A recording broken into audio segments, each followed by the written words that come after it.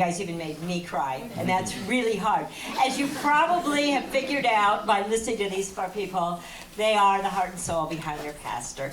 They are the wind beneath his sails, and they are everything in his life. But we also have gotten to know and love them over the past 19 years. And as that's happened, they just have become so much of our family and our heart that I think I would fight anybody that said that they couldn't continue to be here. But luckily, we all love them so much. Particularly, what you may not know is that part of the reason, besides that God person, that Greg is here was Kay and Jake in particular. Jim was on the pastor nominating committee, and as they started winnowing down and Greg started rising to the top stuff, he would tell me a little bit without naming names or all that stuff about the people. And there was this one guy, and he said he has this gorgeous wife who's just lovely and charming, and he has the cutest baby. Okay, that was it. I started praying for that guy. His name in our house was Baby Guy. And when Jim came home to tell me that the committee had unanimously decided to call Greg, he said, "We're calling Baby Guy." Yes, yes. And then I got to know Jake and Jared and Karis really well at preschool. And as Jake has confessed in front of God and everyone, he did promise to marry me, and he did dump me. So, when you get married, I will be there to stand up and object. When Karis and Jared came along, they were such miracle babies, and we as a church really felt that they were our babies.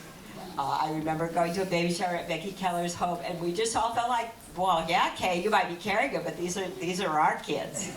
And one thing I was thinking about with Karis and Jared that a lot of you may not know is they are part of the only nursery school class who actually graduated at the Malibu Jewish Center. They were in preschool when we had the fire destroy our building, and we were invited by the Jewish Center to move our whole school and start a school over there for that 1 year. And so Jared, Karis, and my granddaughter Lily were, I think it's just hilarious, the Presbyterians who led the way in graduating from Malibu Presbyterian Nursery School at the Malibu Jewish Center.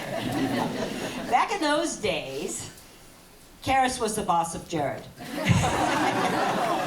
And one of the things that I love seeing is that is no longer true. Sorry, Karis. Yeah. Karis is not the boss of Jared anymore. Jared is the boss of Jared. Karis is the boss of Karis. This is something we all learned in preschool, right, everybody? So, then there's Kay, who did, as she mentioned, teach at our school. She too dissed me for Las Virgenes School District and second graders. However, when she was at our preschool teaching our children, she was the most loving, gifted teacher you could possibly imagine. And I have to say, I'm really, really grateful that Las Virgenes School District second graders get to know Kay Hughes, because she's bringing the love of Jesus to these kids in our public schools. And there's nothing more important than that.